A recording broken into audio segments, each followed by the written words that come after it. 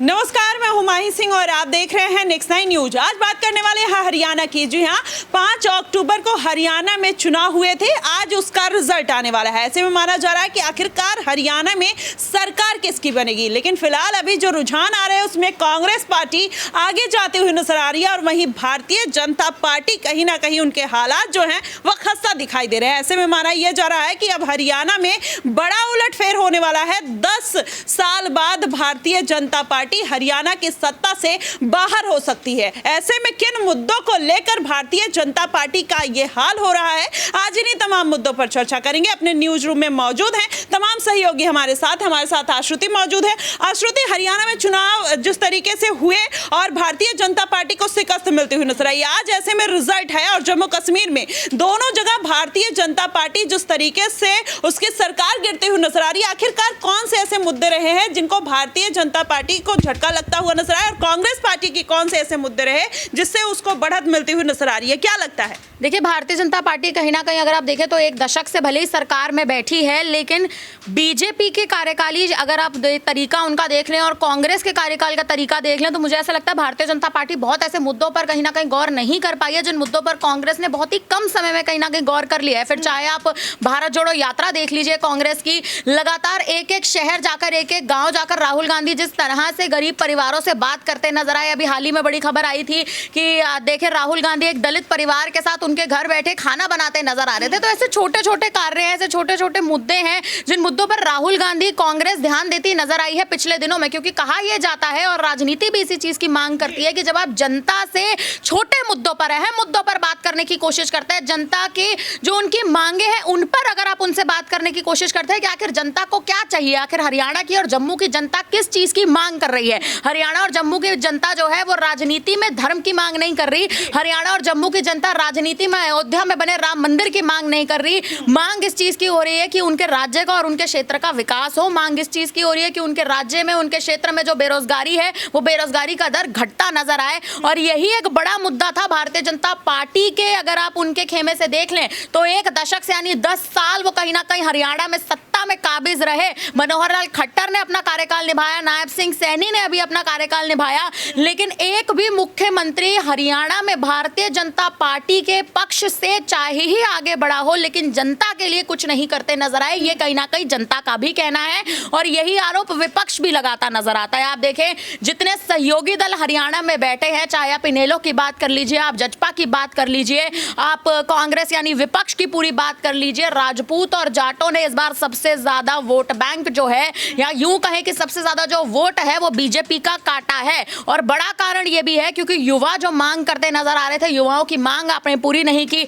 आपने धर्म की राजनीति चलाई, आपने पहलवानों का मुद्दा उठाया, आपने किसान आंदोलन का मुद्दा उठाया। ये मुद्दे भारतीय जनता पार्टी के खाते में, उनके पक्ष में जाते नहीं नजर आए और इसी के चलते वोट कटने की जो राजनीति थी वो बीजेपी के, अब देखें आप जो आज सुबह से रुझान आ रहे हैं, ये रुझान साफ तौर पर यही दिखाते हैं कि भारतीय जनता पार्टी ने जिन अहम मुद्दों पर ध्यान नहीं दिया उनके चलते ही बीजेपी का वोट कट रहा है। आश्रुति, लेकिन यहाँ पर यह भी माना जा सकता है कि हरियाणा में जिस तरीके से जवानों की ये मंशा रही है कि हमेशा से भारतीय जनता पार्टी उनके लिए रोजगार की बात करे और जो हरियाणा में खिलाड़ी हैं जिसको लेकर विनेश फोगाट का भी मुद्दा निकल कर आया और विनेश फोगाट भी कहीं ना कहीं एक गेम चेंजर साबित हुई है हरियाणा की राजनीति में।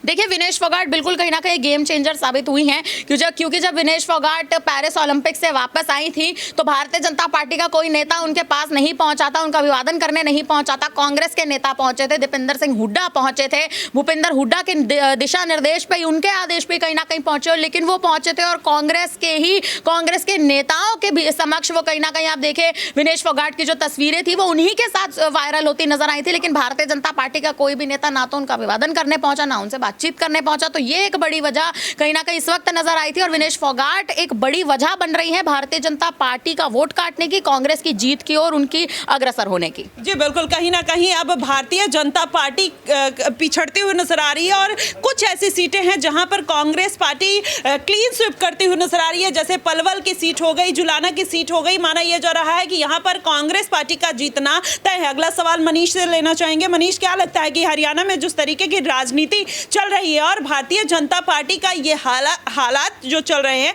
क्या लगता है कि इसके पीछे की सबसे बड़ी वजह क्या हो सकती है? और इस बार अगर कांग्रेस की तरफ देखा जाए तो कौन मुख्यमंत्री चेहरा हो सकता है कांग्रेस पार्टी की तरफ से? देखिए, यहाँ पर अगर भारतीय जनता पार्टी की बात करें माही, तो भारतीय जनता पार्टी एक दशक से सत्ता में बैठी हुई है, लेकिन कहीं ना कहीं कांग्रेस जो है उनको हिलाने का पूरा प्रयास करती हुई नजर आई। लेकिन इस बार के जो चुनावी परिणाम जो सामने आ रहे हैं, रुझान जो सामने आ रहे हैं, उसमें कहीं ना कहीं ये स्थिति साफ हो रही है कि भारतीय जनता पार्टी एक दशक के बाद अब कहीं ना कहीं सत्ता से बेदाखिल होती हुई नजर आ सकती है। क्योंकि आपने देखी कि राहुल गांधी ने जो भारत जोड़ो यात्रा, भारत जोड़ो न्याय यात्रा जो की है, गली गली गांव गांव जाकर लोगों के साथ यहां पर मिलते हुए नजर आए हैं, उनके मुद्दों को जानते हुए नजर आए हैं। और अगर बात की जाए हरियाणा की, तो हरियाणा के अंदर कहीं ना कहीं किसानों का और पहलवानों का जो मुद्दा रहा वो बहुत ज़्यादा अहम रहा। आपने देखा कि किस तरह से संयुक्त किसान मोर्चा और भारतीय किसान यूनियन की अगुवाई में दिल्ली के तमाम बॉर्डरों पर, खासतौर पर गाजीपुर बॉर्डर पर यहाँ पर किसानों का धरना प्रदर्शन जारी रहा एमएसपी की मांग को लेकर। तो कहीं ना कहीं ये वो मामले हैं जो 3 कृषि कानून काले कानूनों को लेकर कहीं ना कहीं किसान जो है वो भारतीय जनता पार्टी के खिलाफ यहाँ पर मोर्चा खोलते हुए नजर आए। उसके बाद यहाँ पर कहीं ना कहीं केंद्र सरकार को कानून वापस लेने पड़े। उसके बाद देखा गया आपने किस तरीके से कि इसको लेकर जो राजनीति गरमाई है, कांग्रेस ने जिस तरह से किसानों का समर्थन किया है। और उसके बाद अगर महिला पहलवानों का मुद्दा ले ले तो महिला पहलवानों के मुद्दे को लेकर कहीं ना कहीं हरियाणा की जो सरकार है पूरी तरह से गिरती हुई नजर आई। क्योंकि आपने देखा कि किस तरह से यहाँ पर विनेश फोगाट और तमाम जो बड़े चेहरे हैं वो कहीं ना कहीं यहाँ पर प्रोटेस्ट जब करते हुए नजर आए जंतर मंतर पर, तो जो उनके साथ जो उनके समर्थन में जो खड़े थे वो कांग्रेस के नेता थे। और आपने देखा कि किस तरह से विनेश फोगाट का स्वागत यहाँ पर दीपेंद्र हुड्डा करते हुए नजर आए, जैसा कि आश्रुति ने बताया। तो उसके बाद से कहीं ना कहीं ये कयास लगाए जा रहे थे। भारतीय जनता पार्टी कांग्रेस के ऊपर ये इल्जाम लगाती हुई नजर आई कि ये कांग्रेस का किया धरा था। ये सब जो धरना प्रदर्शन हुआ, जो बीजेपी के खिलाफ जो माहौल बनाया पहलवानों ने, वो कहीं ना कहीं कांग्रेस की सोची समझी साजिश थी। और ऐसे में अब देखा जा रहा है जिस तरह से कांग्रेस जो है हरियाणा की राजनीति में आगे निकलती हुई नजर आ रही है। तो मैं मानता हूं ये बेहद अहम मुद्दे, जो 2 अहम मुद्दे थे, वो कहीं ना कहीं भारतीय जनता पार्टी के लिए भारी पड़ते हुए नजर आए। और किसान और जो महिला पहलवानों का जो मुद्दा निकल कर आया था, उससे कहीं ना कहीं भारतीय जनता पार्टी को सूबे में बड़ा झटका लगता हुआ नजर आ रहा है। और ऐसे में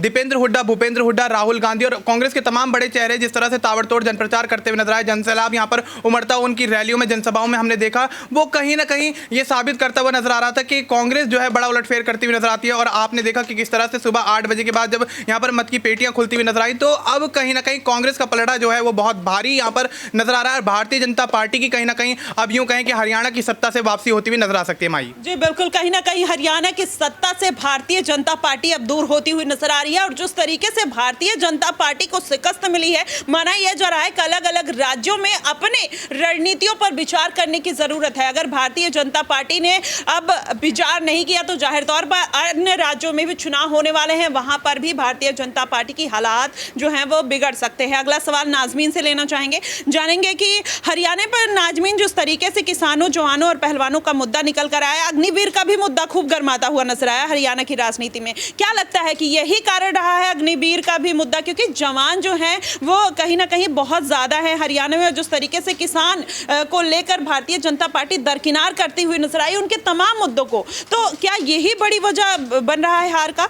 देखिए, साफ तौर पर जाहिर हो रहा है कि हरियाणा में एक मुद्दे नहीं कई मुद्दे हैं जो भारतीय जनता पार्टी पर विधानसभा चुनाव के मद्देनज़र भारी पड़ते हुए नजर आए। किसानों का वो आंदोलन, पहलवानों का आंदोलन, अग्निवीर का मुद्दा हो, बेरोजगारी का मुद्दा हो, नशा मुक्त करने की बात भारतीय जनता पार्टी हरियाणा में चुनाव प्रचार के दौरान करती हुई नजर आई। लेकिन यही जो दावे वादे थे, यही जो मुद्दे थे, भारतीय जनता पार्टी पर भारी पड़ते हुए नजर आए। भारतीय जनता पार्टी का अगर हम वो भी जिक्र कर ले कि भारतीय जनता पार्टी इस बार गठबंधन के साथ चुनावी मैदान में उतर सकती थी, लेकिन भारतीय जनता पार्टी ने निर्दलीय पार्टियों को भी दरकिनार किया, निर्दलीय जो विधायक थे उनको भी दरकिनार करते हुए नजर आए। अपनी पार्टी में जो दिग्गज चेहरे थे, रामविलास शर्मा की बात करें, यहाँ पर नाजमीन यहाँ पर एक खबर ये भी आ रही है कि इलेक्शन कमीशन के हिसाब से देखें, जो डाटा आंकड़े आ रहे हैं वहां पर भारतीय जनता पार्टी आगे निकलती हुई नजर आ रही है। तो ऐसे में अगर भारतीय जनता पार्टी हरियाणा में सरकार बनाती है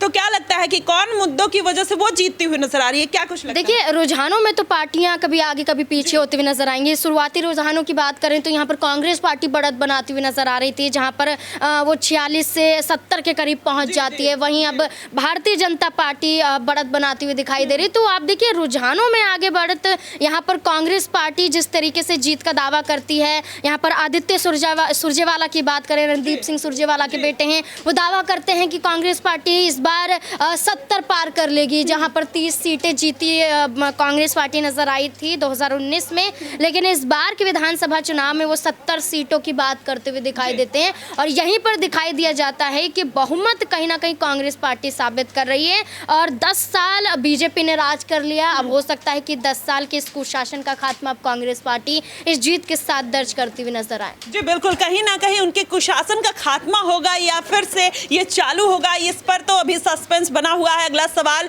अमन जी से लेना चाहेंगे। अमन जी, जिस तरीके से अभी सस्पेंस बना हुआ है, भारतीय जनता पार्टी कभी आगे निकल रही है, कभी कांग्रेस पार्टी, क्या लगता है कि किन मुद्दों को लेकर भारतीय जनता पार्टी अपनी सरकार बना सकती है और किन मुद्दों को लेकर कांग्रेस पार्टी इस बार चुनावी मैदान में फतेह हासिल कर सकती है? देखिए, बिल्कुल माही, शुरुआत में जब रुझान आने शुरू हुए उस वक्त ऐसा लगा कांग्रेस पार्टी एक तरफा जीत दर्ज करती हुई नजर आ सकती है। 75-76 तक उनका आंकड़ा गया है और जाहिर बात है कि अभी इन आंकड़ों में बहुत तब्दीली आएगी, क्योंकि ये सिर्फ रुझान है, वोटों की गिनती अभी जारी है। ऐसे में लेकिन जिस तरह की आंकड़े निकल कर सामने आए, जिस तरह की लगातार रुझानों में भी खबरें लगातार सामने आ रही हो, जिस तरह से एग्जिट पोल सामने आए, सब में कांग्रेस पार्टी या उनके सहयोगी दलों को जीतते हुए दिखाया गया। लेकिन यहाँ पर अगर बीजेपी कोई बड़ा उलटफेर करती है, यानी कि 30 भी अगर बीजेपी हासिल करती है, 30 से 35 सीटें भी आती है बीजेपी को हरियाणा में, तो इसको एक बड़ी जीत माना जाएगा। क्योंकि इतनी कह सकते विरोधाभास के बावजूद भी अगर बीजेपी यहाँ पर 35 सीट भी ले आती है, तो कहीं ना कहीं इस बात की भी संभावना जताई जा रही है कि वो सरकार में आ सकती है। क्योंकि बीजेपी को गणित बैठाना बड़े अच्छे से आता है, अमित शाह चाणक्य माने जाते हैं इस बात में। अगर कांग्रेस पार्टी पूरी मेजोरिटी से आती है, यानी कि 45 से 50 के बीच लेकर आती है, तब यहाँ पर बीजेपी विपक्ष होगी, लेकिन फिर भी एक मजबूत विपक्ष में वो रहने वाली है। इस बात को लेकर कोई दो राय नहीं है कि जो बीजेपी का वोट है वो उनको अभी भी चाहता है, उनको अभी भी वोट करता है। यानी कि जो हम बड़ी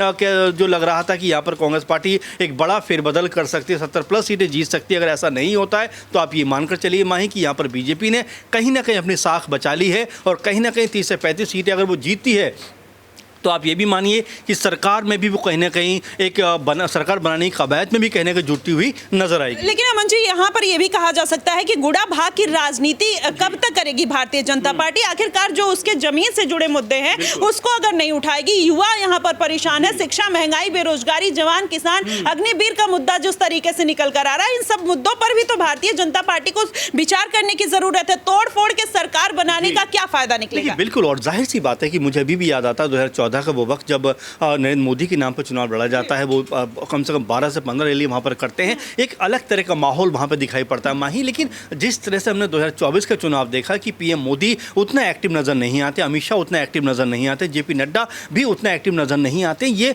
कहीं ना कहीं आपने सही कहा, मैं इस बात को बिल्कुल मानूंगा कि जो बीजेपी अपने आप को दुनिया की सबसे बड़ी पार्टी होने का दम भरती है, कहीं ना कहीं वो तोड़ फोड़ की जो राजनीति करती है उसके सहारे वो कब तक रहेगी, ये अपने आप में बड़ा सवाल है। और देखिए, अब बीजेपी के नेताओं का भी उससे मोह भंग होता हुआ दिखाई पड़ रहा है। आप देखिए, अशोक जिस तरह से तुरंत कह सकते हैं कि बीजेपी छोड़कर कांग्रेस पार्टी में चले जाते हैं, ये अपने आप में बताता है कि यहाँ पर बीजेपी की जो ताकत है वो उसी कमजोरी में बदलती हुई नजर आती है। और देखिए, अभी रुझानों की बात हम लोग कर रहे हैं, कोई एग्जैक्टली परिणाम नहीं है। ऐसे में अगर यहाँ पर कांग्रेस पार्टी सरकार बनाती है, और जिसे JNK में हम देख रहे हैं कि वहाँ पर भी जो NC और कांग्रेस और NC दोनों मिलकर आगे बढ़ते हुए दिखाई पड़ रहे हैं, वो ये आंकड़े बताते हैं कि यहाँ पर दोनों का अगर सरकार बनती है तो यहाँ बीजेपी के लिए मुश्किलात इसलिए बढ़ेंगी कि भाई दोनों राज्यों में बीजेपी ने सरकार गंवा दी। इसके बाद आप देखिए कि झारखंड में इलेक्शन है, महाराष्ट्र में इलेक्शन है, महाराष्ट्र में बीजेपी की हालत कोई बहुत बेहतर नहीं है। कांग्रेस पार्टी ने बीते लोकसभा चुनाव में 13 सीटें वहाँ पर जीती। तो ये कुल मिलाकर स्थिति है कि बीजेपी के लिए अब अपने आप को बिल्कुल जो मुद्दे हैं उनको बदलना पड़ेगा। धर्म, राजनीति, हिंदू मुस्लिम, इनसे ऊपर उठ कर कहीं ना कहीं अब विकास की बात करनी पड़ेगी। लोग परेशान हैं, युवा परेशान है, खासकर आप देखिए रोजगार के लिए अग्निवीर योजना को लेकर भी बड़ा विरोधाभास है। कई जगह पर हमने देखा है बीजेपी के नेता भी इसको लेकर कोई बहुत कंफर्टेबल नहीं है। इसीलिए अब मुझे लगता है कि बीजेपी को अपनी जो रणनीति है उसमें बदलाव करना पड़ेगा। साथ में जो चेहरे हैं, अब देखिए इसको लेकर भी लड़ाई कहीं ना कहीं होती हुई नजर आएगी कि अब 2 अगर स्टेट में बीजेपी चुनाव हारती है, इसके अलावा दिल्ली में आप देखिए जहां पर बीजेपी के पास कोई इतना बड़ा नेता नहीं है जो मुख्यमंत्री के तौर पर पेश किया जा सके, अगर दिल्ली भी उनके हाथ से जाता है एक बार फिर, और महाराष्ट्र में भी अगर सरकार नहीं बना पाते हैं, तो यहाँ बीजेपी के लिए नए चेहरे की तलाश मेरे ख्याल में अब तेज होती हुई नजर आई। क्योंकि पीएम मोदी जो 10 साल तक बीजेपी के सबसे बड़ा चेहरा माने गए, अब उस चेहरे में शायद वो बात नहीं है जिनके नाम पर बीजेपी चुनाव जीता करती थी। अब शायद नए चेहरे की तलाश बीजेपी को होगी। अब क्या वो अमित शाह होंगे, नितिन गडकरी होंगे, या फिर यूपी के सबसे बड़े नेता मुख्यमंत्री सीएम योगी होने वाले हैं। जी बिल्कुल, कहीं ना कहीं अब भारतीय जनता पार्टी को अपनी स्ट्रेटेजी में बदलाव करने की जरूरत है। जीत का पेटेंट राइट अब उनके पास नहीं रह गया है, क्योंकि कांग्रेस पार्टी जिस तरीके से कमबैक करते हुए नजर आ रही है, और उत्तर प्रदेश सबसे बड़ा एग्जाम्पल रहा है कि जिस तरीके से इंडिया गठबंधन ने कमबैक किया है और भारतीय जनता पार्टी को शिकस्त दी है। 400 पार का नारा भरने वाली भारतीय जनता पार्टी 240 सीटों पर सिमट कर रह जाती है। वही हश्र अगर हरियाणा में हो गया तो अलग अलग राज्यों में और भी विधानसभा चुनाव होने वाले हैं। ऐसे में साफ हो जाएगा कि भारतीय जनता पार्टी का अब सुपड़ा धीरे धीरे हर राज्य में साफ हो सकता है। ऐसे में उनको अपनी रणनीतियों पर काम करने की जरूरत है। फिलहाल इन मुद्दों को लेकर आपका क्या कुछ कहना है, आप हमें कमेंट बॉक्स में जरूर बताइएगा। फिलहाल के लिए बस इतना ही। देश और दुनिया की तमाम खबरों के लिए हमारे साथ बने रहिएगा नेक्स्ट 9 न्यूज पर।